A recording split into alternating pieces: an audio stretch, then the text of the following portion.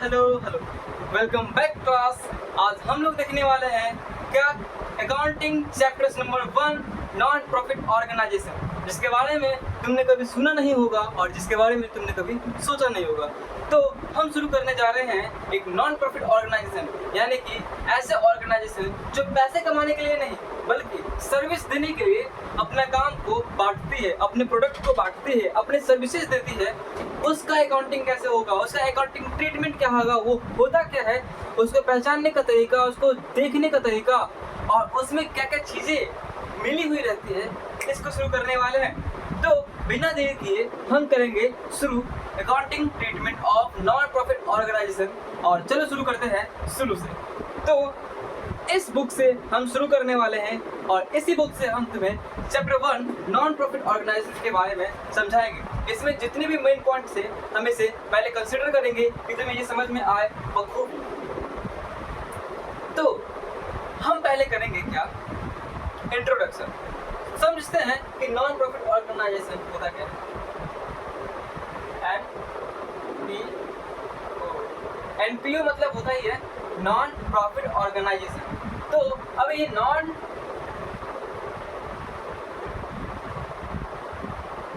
Profit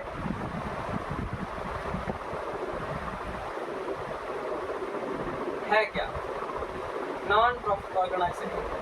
तो simply तुम ऐसे समझ सकते हो कि नॉन प्रॉफिट ऑर्गेनाइजेशन हम उसे कहते हैं जो सर्विस के लिए, जो सोसाइटी को वेलफेयर, सोसाइटी के लेवल को बढ़ाने के लिए, सोसाइटी की मदद करने के लिए बनाए जाते हैं। मान लो कोई एक व्यक्ति है जो प्रॉफिट कमाने के लिए नहीं लेकिन सर्विस देने के लिए, सर्विस मोटिव से उस सारे ट्रांजैक्शन को करती है, वो सारे सर्विसेज प्रोवाइड करती है बिना किसी से पैसा लिए। तो उसकी जनरल एंट्री, उसकी अकाउंटिंग ट्रीटमेंट कैसे होगी उसके बारे में देखेंगे। तो इसको हम बोल सकते हैं कि ऐसे संस्थाएं जो बिजनेस करती तो है लेकिन प्रॉफिट के लिए नहीं, सिर्फ सर्विस देने के लिए। तो इसका पहला क्या हो जाएगा, मोटिव।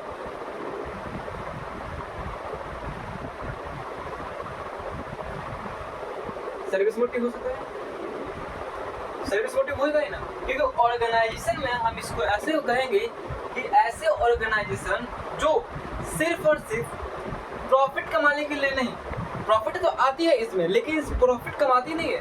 प्रॉफिट कमाने के लिए हम उसको बोलेंगे जो प्रॉफिट कमाती है रियल में, प्रोडक्ट को बेचकर, सर्विस को बेचकर। लेकिन ये सर्विस भी देता है, प्रोडक्ट भी देता है, लेकिन ये प्रॉफिट कमाती नहीं है। हाँ, हालांकि इसके पास पैसा आता है, क्योंकि इसके पास पैसा नहीं आएगा तो ये ऑर्गेनाइजेशन चलेगा कैसे। लेकिन वो पैसा कैसे आता है इसके बारे में भी देखेंगे। वो पैसा किस वजह से आता है, कहाँ से आता है, इसको भी देखेंगे कि ये कैसे आता है। तो देखते हैं कि ये नॉन प्रॉफिट ऑर्गेनाइजेशन होता है। तो मैंने समझा नॉन प्रॉफिट ऑर्गेनाइजेशन किसे कहते हैं। तो नॉन प्रॉफिट ऑर्गेनाइजेशन हम उसे कहते हैं जो किसी सर्विस को प्रोवाइड करती है बिना पैसा लिए किसी से, ठीक है। लेकिन इसका इकोनॉमिक में क्या इम्पैक्ट पड़ता है। तो मान लो कि दुनिया में सिर्फ एक ही मोटिव का पैसा, एक ही मोटिव का बिजनेस होगा। चलो मानते हैं, एग्ज्यूम करते हैं कि तुम्हारे पास एक बिजनेस है और दुनिया में भी वैसा ही सेम बिजनेस होगा, प्रॉफिट मोटिव।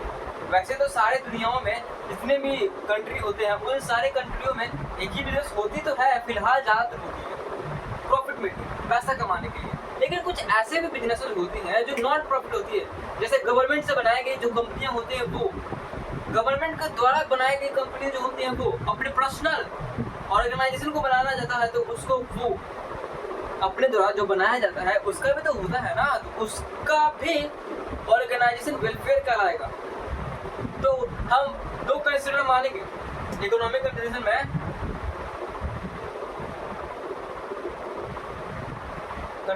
दो कंडीशन मानेंगे, कौन सा। पहला प्रॉफिट मोटिव, दूसरा non profit motive. Profit motive और नॉन प्रॉफिट मोटिव क्या है। प्रॉफिट मोटिव जो पैसा कमाने के लिए अपने सर्विसेज, अपने गुड्स प्रोवाइड करवाते हैं लोगों से और लोगों से वो पैसा लेते हैं, ये हमारा प्रॉफिट सर्विस हो जाएगा। जैसे देखो ये एक ऑर्गेनाइजेशन है, ये लोग है और उसके पास ये सर्विसेज या फिर गुड्स। तो ये जो गुड्स बनाता है इससे, और ये जो कंज्यूम करता है, ये सारे कंज्यूमर इसको कंज्यूम करता है, और ये जो कंज्यूमर इसको पैसा देता है, इसके बदले कुछ तो पैसा देगा ना। तो ये जो पैसा देता है इसको, यही हमारा कहलाएगा प्रॉफिट मोटिव। लेकिन इसमें एक चीज़ है नॉन प्रॉफिट मोटिव में, इसने सर्विस को दिया,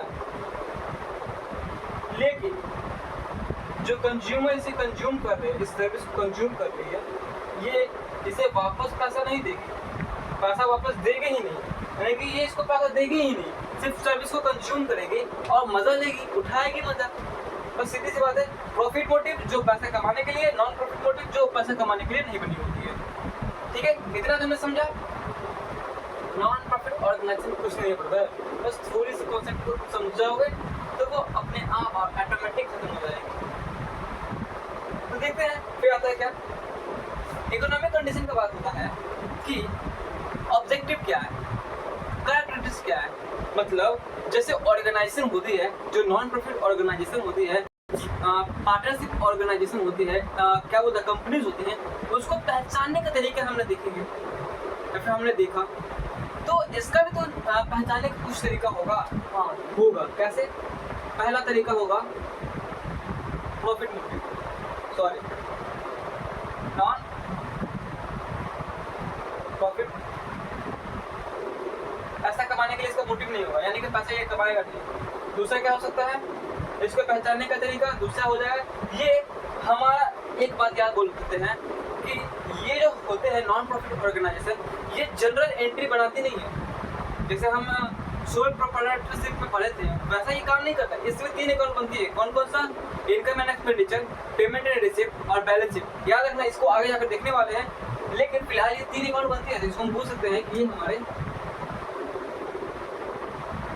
प्रिपेयर करेंगे आया, EI और बैलेंस शीट। ठीक है, प्रोवाइड करेगा। फिर क्या सकता है, ये जो सर्विसेज होती है ये फ्री देती है ना, और ये इंडिपेंडेंट होती है।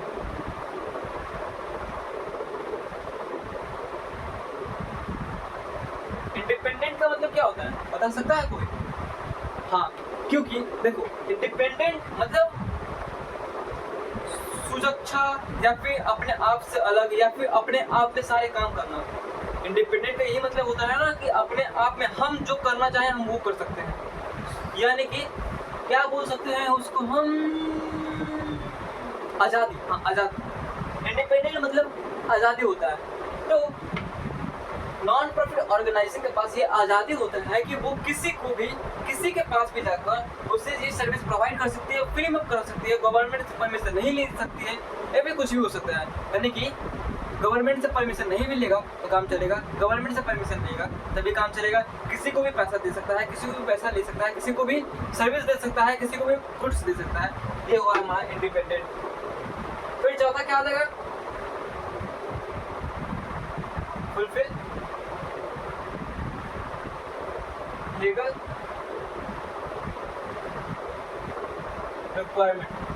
फुलफिल लीगल रिक्वायरमेंट यानी कि जैसे ये होता है ना, ये बनाने के लिए ये किस लिए बनता है, ताकि हमारा लास्ट ईयर का profit and balance account, debits and surplus निकल जाए, फिर बैलेंस शीट का लास्ट अमाउंट निकल जाए, ताकि हमारा कंपनी का वैल्यूएशन पता चल जाए, ताकि हमारी कंपनी का आइडेंटिफिकेशन पता चल जाए, इसके बारे में निकाला जाता है। लेकिन ये जो होता है रिक्वायरमेंट, तुमने पार्टनरशिप में पढ़ा था कि जो पार्टनरशिप डीड होता है वो लीगली होती है, वो कंपनीज एक्ट और वो भी लीगली होती है, उसमें MOA लीगल होता है और इसमें पार्टनरशिप डीड लीगल होता है, और इसमें ये इसका ये लीगल होता है। तो फुलफिल लीगल रिक्वायरमेंट का मतलब होता है मतलब गवर्नमेंट के नज़रिए से जो लीगल है उसको ये देख कर बनाया जाता है, लीगल गवर्नमेंट के नज़रिए से, याद रखना। फिर पांचवा क्या हो जाएगा, फिर पांचवा पॉइंट आएगा क्या, तो जो लोग होते हैं, मान लो अगर हम किसी ऐसे लोग को रख दें कंपनी चलाने के लिए, कुछ ऑर्गेनाइजेशन को चलाने के लिए जो सर्विस मोटिव देता ही नहीं, मतलब कि खाली पैसा खाता है, पैसा देता नहीं है, पैसा उसके नियत में नहीं है कि वो पैसा किसी को दे, तो उसको ये नहीं रखता है, उसको रखता है को loyalty,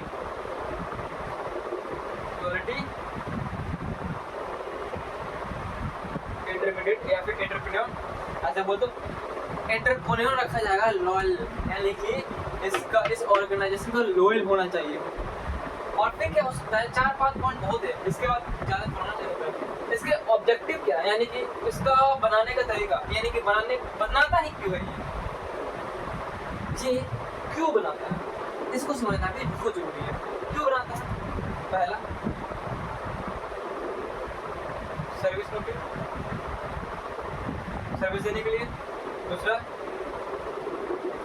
society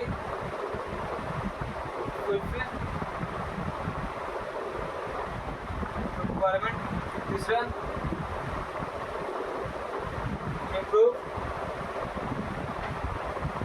education system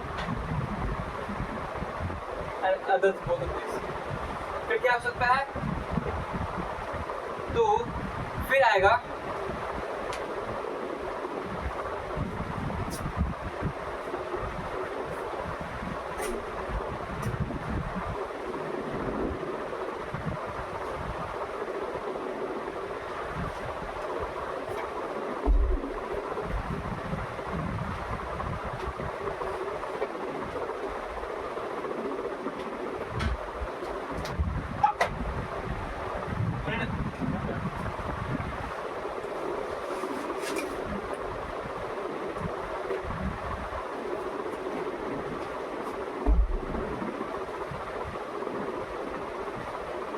sorry फिर से देखते हैं, यानी कि इम्प्रूव इक्विपमेंट, यानी कि एजुकेशन सिस्टम को ये इम्प्रूव करता है जब हम किसी भी संस्था को फ्री में पढ़ाने के लिए, किसी भी यूनिवर्सिटी को फ्री में चलाने के लिए, किसी भी क्लब, किसी भी हॉस्पिटल को चलाने के लिए जब हम ऑर्गेनाइजेशन बनाते हैं, तो उस ऑर्गेनाइजेशन से हमारी सोसाइटी में, हमारे लोगों में एजुकेशन सिस्टम बढ़ती है, हमारे लोगों की हेल्थ अच्छी होती है, हमारे जो लोग हैं वो ज़्यादा सेंस लेवल होती है, तो इसको इम्प्रूव करने के लिए बनाती है। फिर सोसाइटी लेवल को बनाती है,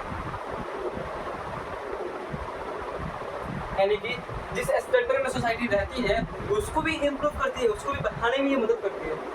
तो इतना तुमने समझा क्या क्या हो सकता है, सोसाइटी की वेलफेयर, सोसाइटी की सर्विस मोटिव, सोसाइटी को फुलफिल करने के लिए, सोसाइटी को बनाने के लिए, सोसाइटी की एजुकेशन सिस्टम को बढ़ाने के लिए बनाई जाती है।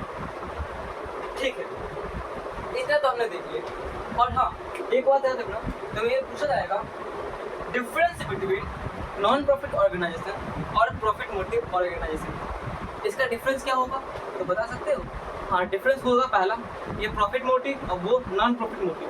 दूसरा, इसमें लेजर, ट्रायल बैलेंस और बैलेंस शीट बनता है। इसमें एक्सपेंडिचर, इनकम एंड रिसीव्ड बनता है, हर बैलेंस शीट बनता है। ठीक है। तीसरा, इसमें क्या हो सकता है, इसमें इसका ओनर हो सकता है प्राइवेट, इसका हो सकता है गवर्नमेंट एंड एक्सेट्रा एक्सेट्रा। इसमें पैसा कैसे आता है, इसमें पैसा कैसे आता है, इसमें पैसा कैपिटल के द्वारा आता है, इसमें पैसा रिजर्व फंड के द्वारा आता है, कैपिटल फंड के द्वारा आता है। बस इतना बहुत है। तो इतना तुमने देखा। अब देखते हैं अकाउंटिंग ट्रीटमेंट, यानी कि इसका अकाउंटिंग होता कैसे है। तो इसका अकाउंटिंग करने के लिए हम देखेंगे पहले कि क्या क्या बनता है। पहला, कैश बुक। दूसरा, मेमोरेंडम बुक।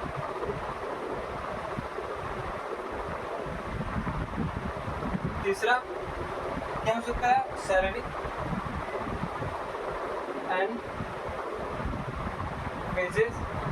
चौथा, स्टॉक रजिस्टर। पांचवा क्या होगा, मेंबर्स रजिस्टर।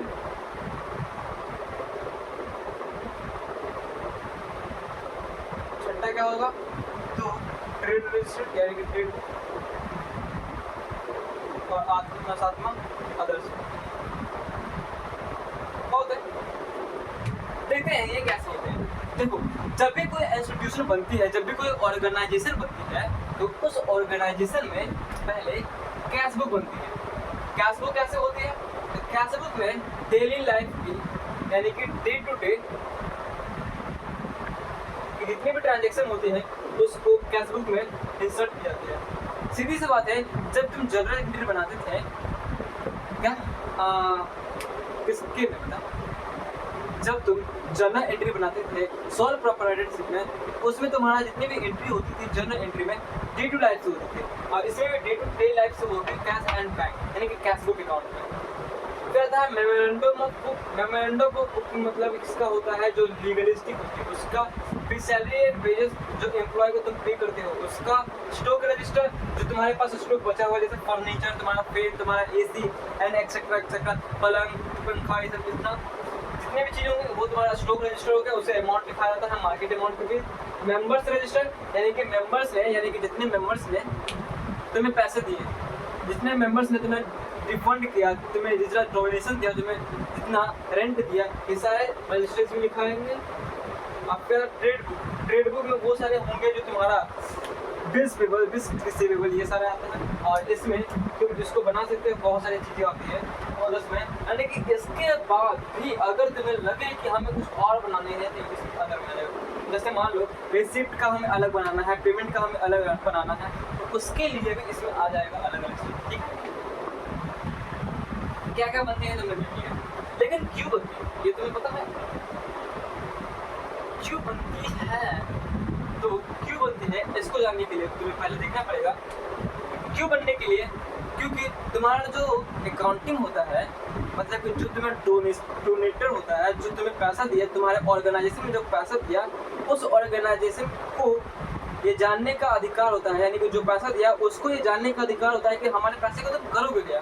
यानी कि अकाउंटेबिलिटी प्रोवाइड करता है कि जब तुम अपना अकाउंटिंग ट्रीटमेंट करोगे तो तुम्हें ये बताने में आज़ादी होगी, तुम्हें ये बताने में अच्छा लगेगा, या फिर तुम्हें बताने में ये साझेदारी मिलेगी ताकि इसकी जितनी भी रिक्वायरमेंट होगी तुम फुलफिल कर सको। जब भी ये पूछे कि हमारा पैसे को तुमने किया क्या, तुम बता सको कि हमारे पैसे को ये हुआ क्या और इन्वेस्ट कहाँ हुआ।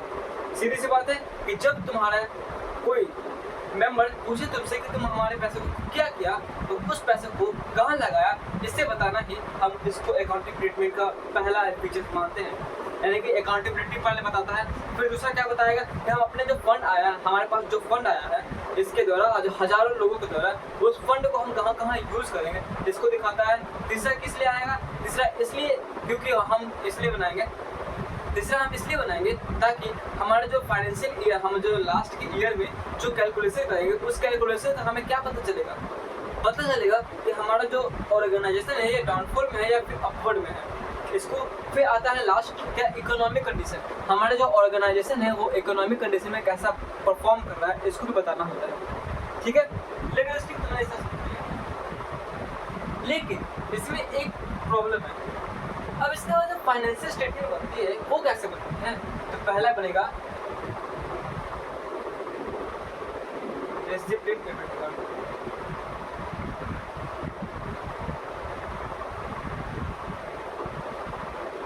Payment account, receipt and payment account होता क्या है?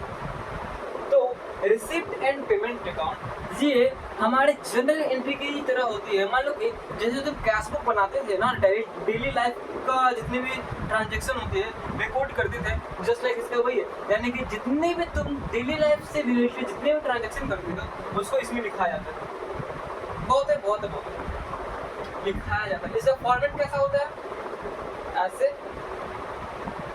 ऐसे ऐसे ऐसे एंड ऐसे एंड ऐसे, यहाँ लिखाएगा रिसिप्ट, अमाउंट, पेमेंट अमाउंट। इसकी दो कैटेगरी होती है, पहला क्या, रेवेन्यू रिसिप्ट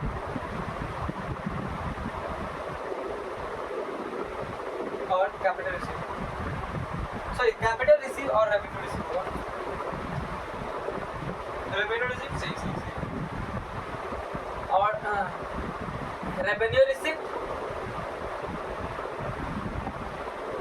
रेवेन्यू पेमेंट, और दूसरा क्या हो सकता है, रेवेन्यू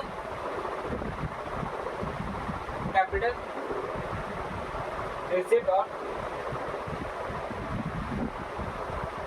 कैपिटल पेमेंट। इसको दो भागों में बांटा गया है। याद रखना, इसको दो भागों में इसलिए बांटा गया है कि दोनों अलग अलग होता है। रेवेन्यू रिसिप्ट का मतलब होता है कि जितने भी रेवेन्यू हमारे पास आते हैं यानी कि जो ऑर्गेनाइजेशन के पास पैसे आते हैं उस पैसे को ये ट्रांजेक्शन में यहाँ लिखा जाता है कैपिटल में। यानी कि देखो जो रेवेन्यू हमारे पास आई है, रेवेन्यू जैसे कि हम कुछ सेल्स बेच दिए, कुछ हमने फर्नीचर बेच दिया उससे, कुछ हमने न्यूज़पेपर बेच दिया उससे हमारे जो पैसे आए हैं उसको रेवेन्यू लिखेंगे। लेकिन जो कैपिटल फंड होता है, कैपिटल रिसिप्ट होता है, उस कैपिटल रिसिप्ट को हम इसे लिखेंगे ताकि जो मेंबर्स हमें सब्सक्रिप्शन पे करते हैं, जो हमें डोनेशन मिलता है उसको इसमें लिखते हैं, क्योंकि वो लॉन्ग टर्म होती है। रेवेन्यू शॉर्ट टर्म होती है, रेवेन्यू शॉर्ट टर्म होती है और ये लॉन्ग टर्म होती है, इसलिए हम इसको दो भागों में बांटे हैं रेवेन्यू रिसिप्ट और कैपिटल रिसिप्ट। रेवेन्यू रिसिप्ट जिसमें हम डेली लाइफ से जितने भी ट्रांजेक्शन आने वाले हैं उसको प्रोवाइड करते हैं, और कैपिटल रिसिप्ट जो हमारे लोगों के द्वारा दी जाती है फंड्स के बेस पे उसको इसमें डालते हैं। फिर पेमेंट में भी हम दो बांटे हैं, रेवेन्यू पेमेंट और कैपिटल पेमेंट। रेवेन्यू पेमेंट उसे कहेंगे जिसमें हम डेली लाइफ में पेमेंट करते हैं, जैसे कि हम कुछ गुड्स खरीद लिया उसको, जैसे हम किसी फर्नीचर को परचेज किया उसको, जैसे हमने बुक खरीदा उसको, जैसे इसको खरीदा उसको, यानी कि ये डेली लाइफ से जुड़े पेमेंट को बताती है और ये हमारे लॉन्ग टर्म पेमेंट को बताती है। जैसे तुम समझ सकते हो जब तुम एम्प्लॉय को पे करते हो उसका, जब तुम अपने स्टाफ को पे करते हो उसका, जब तुम अपने चीज़ों को पे करते हो उसका ये बताता है। अब देखते हैं कि इसका तुमने फॉर्मेट देखिए, इससे क्या क्या आ सकता है बताओ जरा। तो देखो ये ओपनिंग बैलेंस से शुरू होती है, यहाँ तुम ऐसे कह सकते हो कि यहाँ तो ओपनिंग बैलेंस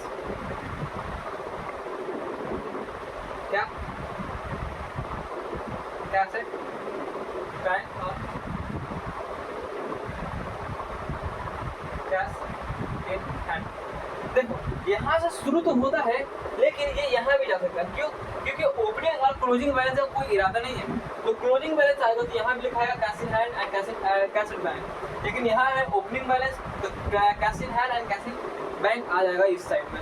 लेकिन इसका जो लास्ट का एंट्री आएगा वो डायरेक्ट यहाँ लिखाएगा, इसको माइनस करके इसको माइनस कर देंगे, जो अमाउंट बचेगा यहाँ पर उतार कर इसमें करेगा। अगर यहाँ आएगा तो इसको उतार कर यहाँ कर देंगे, यहाँ पूरा आ जाएगा रिसीव पेमेंट के अकाउंट। अगर कुछ भी डाउट हो तो हमें डिस्क्रिप्शन में जाकर कुछ भी या फिर कमेंट बॉक्स में जाकर सवाल पूछ सकते हैं। हम पर्सनली बताने वाले हैं कि कैसे होगा और कैसे क्या किया जाए। फिर आता है क्या, फिर आता है हमारा इनकम एंड एक्सपेंडिचर अकाउंट। दूसरा नंबर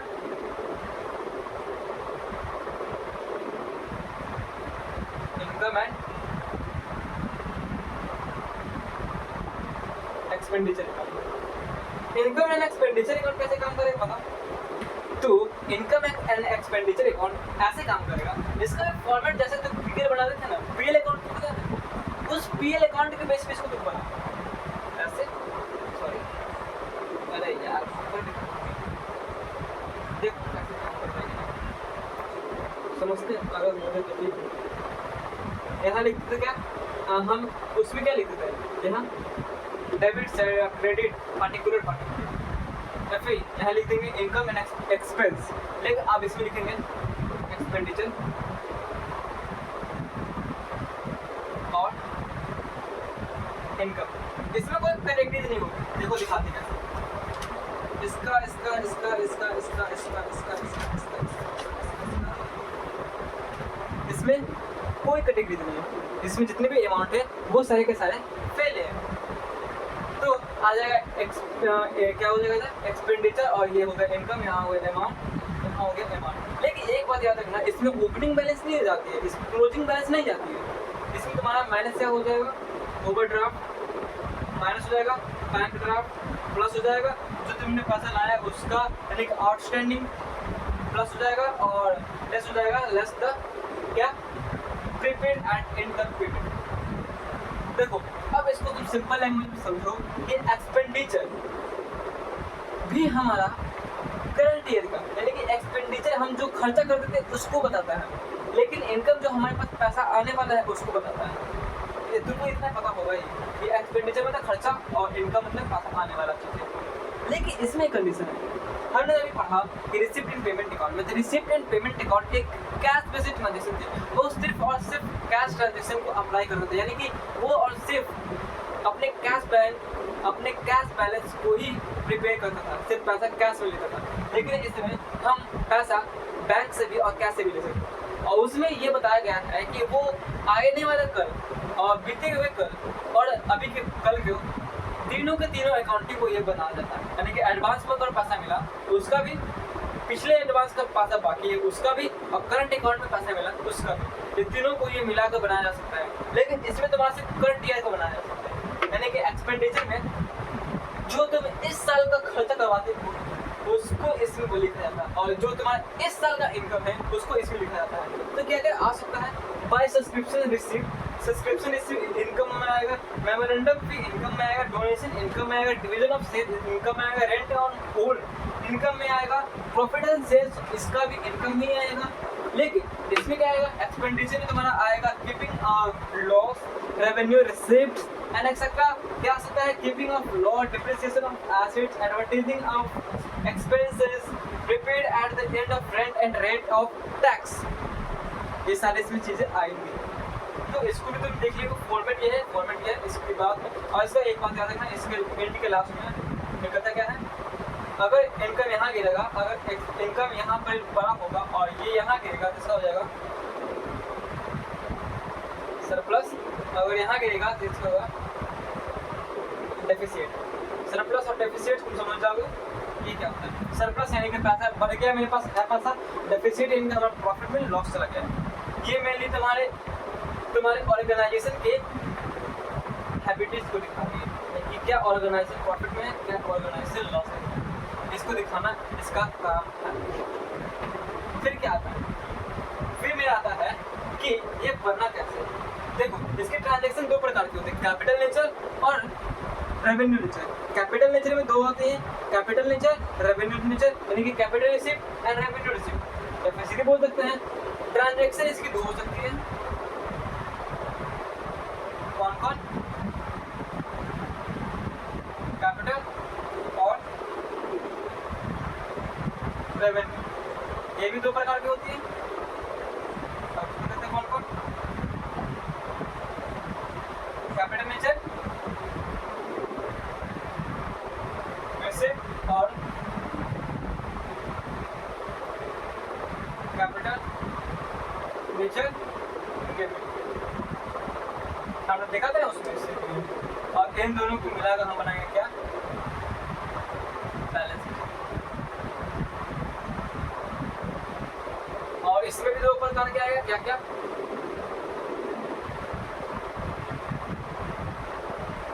रेवेन्यू नेचर रिसीप्ट और रेवेन्यू नेचर पेमेंट। इससे भी दो प्रकार क्या होता है, और ये दोनों मिलकर बनाता है क्या? बताओ, ये दोनों मिलकर बनाता है तुम्हारा ये इनकम एंड एक्सपेंडिचर अकाउंट। ये हमारा कैपिटल रिसीप्ट और कैपिटल नेचर मिलकर बैलेंस शीट, और वो हमारा दोनों मिलकर बनाता है क्या? तो कैपिटल यानी कि इनकम एंड एक्सपेंडिचर अकाउंट्स।